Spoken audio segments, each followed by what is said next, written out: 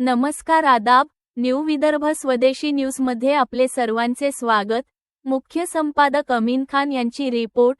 आज दिनांक 29 एप्रिल 2026 रोजी मेहूण तापीतीर येथे आईसाहेब गुप्तदिन सोहळा।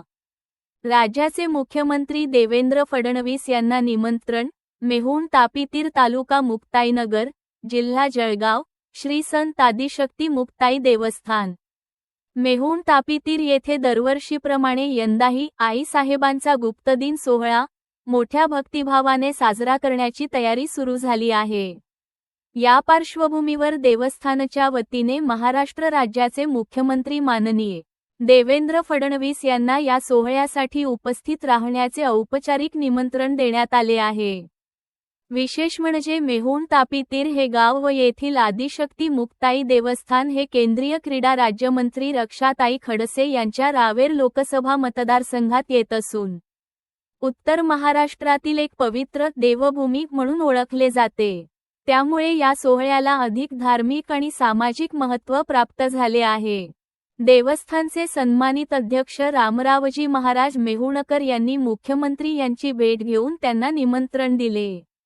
यावेळी सोहळ्याचे धार्मिक, सांस्कृतिक आणि सामाजिक महत्त्व अधोरेखित करण्यात आले।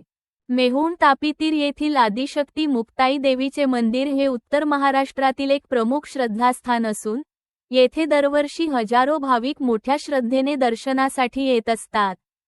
आईसाहेब गुप्तदिन सोहळा हा स्थानिकांसह भाविकांसाठी अत्यंत महत्त्वाचा धार्मिक उत्सव मानला जातो।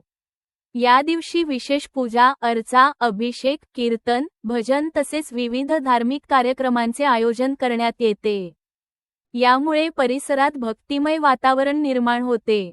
तसेच या सोहळ्याच्या निमित्ताने सामाजिक उपक्रमही राबविण्यात येतात। रामरावजी महाराज मेहुणकर यांनी सांगितले की हा सोहळा केवळ धार्मिक कार्यक्रम नसून समाजातील एकात्मता आणि श्रद्धेचे प्रतीक आहे। मुख्यमंत्री महोदयांनी या सोहळ्यास उपस्थित राहिल्यास भाविकांचा उत्साह द्विगुणित होईल। दरम्यान देवस्थान समितीने सोहळ्याच्या यशस्वी आयोजनासाठी जोरदार तयारी सुरू केली असून भाविकांसाठी विविध सोयी सुविधा उपलब्ध करून देण्यावर भर दिला जात आहे।